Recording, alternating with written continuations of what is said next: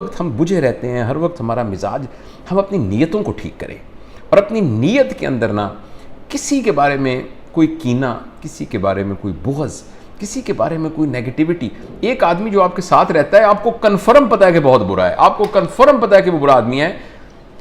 वो क्यों बुरा है, उसकी रीज़न क्या है, उसको अपने जहन में लाते हुए अपनी नीयत को उसके बारे में क्लीन करना आपके मिजाज को फौरन मुअत्तर कर देगा, खुशबूदार कर देगा। मैं बिल्कुल नहीं कह रहा ये आसान है, मैं बिल्कुल नहीं कह रहा कि जिस शख्स ने आपको इतनी अजियतें तकलीफ़ें दी हों तो आपके दिल एकदम उसकी नीयत को साफ़ कर लेंगे, लेकिन अगर आप ये करने में कामयाब हो जाए तो आपका मिजाज एकदम ज़बरदस्त हो जाएगा। नंबर एक। दूसरी जो चीज़ हमारे मिजाज पर बहुत बुरी तरह इम्पेक्ट डालती है और हमें बदमिजाज बनाती है, वो है कि हमने चीज़ों के बारे में, रियलिटीज़ ऑफ लाइफ के बारे में और फिनोमिनाज ऑफ लाइफ के बारे में और people living in our life, उनके बारे में मिसकंसेप्शंस डेवलप किए होते हैं। फलां तो है ही बुरा, यहाँ तो आवे का आवा बिगड़ा हुआ है, पाकिस्तान में कुछ नहीं हो सकता, यहाँ के लोग तो होते ही बेईमान हैं, यहाँ जो भी कर लें लोग कानून को नहीं मानेंगे, यहाँ तो यूं है। यानी हमने अपने जहन के अंदर जो कॉन्सेप्ट्स बनाए हुए हैं, रियलिटी की जो पिक्चर बनाई हुई है, वो बहुत ही डिस्टॉर्टेड पिक्चर ऑफ रियलिटी बनाया हुई है। हम एकदम ना, माज़अल्लाह मुझे इजाज़त दें, मैं मतलब ब्रैकेट में कह रहा हूँ, कोट एंड कोट, कि हम अल्लाह मियाँ वाला काम हम खुद करना शुरू कर रहे हैं। यानी नीयतों को हम जांचना शुरू कर रहे हैं। हमें नीयतों का क्या पता, लोगों की नीयतों के बारे में हमने एक ओपिनियन बनानी शुरू कर दी है, और जिसकी वजह से, यानी पहला काम था अपनी नीयत, दूसरा ये कि दूसरों की नीयत के बारे में हमने सोच लिया है कि ये तो है ही गुनाहगार, ये तो है ही ख़राब। तो ये चीज़ हमारे मिजाज में, ना मेरे सामने दो बंदे बैठे हैं और मेरे जहन में पक्का हो कि यार ये तो फजूल आदमी है, बिल्कुल ये तो यूँ करेंगे, तो उन्होंने मुझे एक लफ्ज़ भी मुँह से ना निकालें मगर मेरे मिजाज पर उसका बहुत बहुत बुरा असर पड़ेगा। और तीसरी जो अहम बात है जो हमारे मिजाज पर बहुत इफ़ेक्ट डालती है, वो है कि हमारा अक्सर वक्त किस कंपनी में गुजरता है। अगर आप हर वक्त उन लोगों के पास फिरेंगे जो चिड़चिड़े हैं, जो बदमिजाज हैं, अब ऐसी महफिल में रहेंगे जहाँ सारे लोग एक दूसरे की चुगलियाँ कर रहे हैं, सब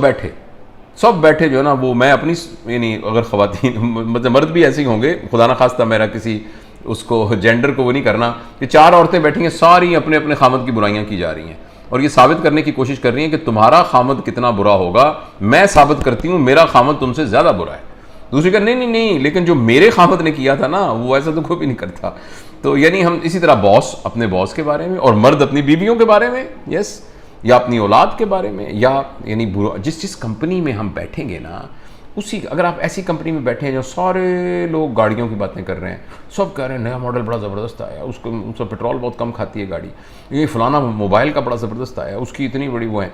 इसी तरीके से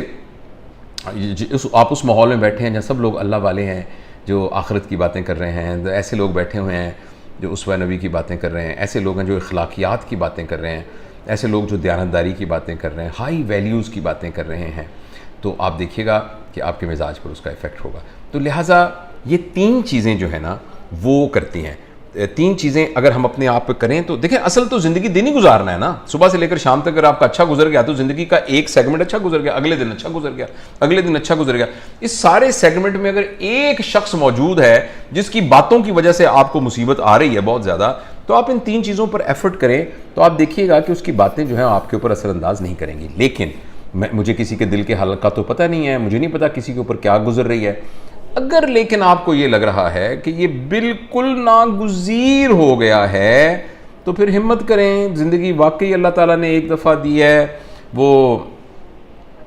बड़े फ़िलासफ़र और स्पीकर और मिस्टिक हैं इंडिया के, तो वो अक्सर ये कहते हैं, सदगुरु आपने सुना होगा, तो कभी कभी मैं सुनता हूँ उनकी वो बड़ी ज़बरदस्त बात उन्होंने की। उन्होंने कहा कि बाहर जो कुछ हो रहा है वो तो आपके इख्तियार में नहीं है, लेकिन अंदर जो कुछ हो रहा है वो तो आपके अपने इख्तियार में होना चाहिए कि नहीं। बाहर एक आदमी गालियां दे रहा है आपको, ये तो आपके इख्तियार में नहीं है। उन गालियों के रिस्पॉन्स में आपके अंदर क्या कैफियत हो रही है, ये तो आपके इख्तियार में होना चाहिए, ये तो आपके इख्तियार में होना चाहिए। तो उसको अपने इख्तियार में लाना। मैं आपको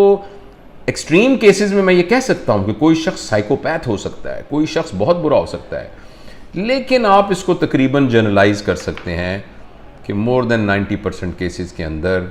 हमारी अपनी हैंडलिंग एबिलिटी कमज़ोर होती है, हमारे अपने अंदर नीयत के सिलसिले में एक इम्प्रूवमेंट की गुंजाइश होती है,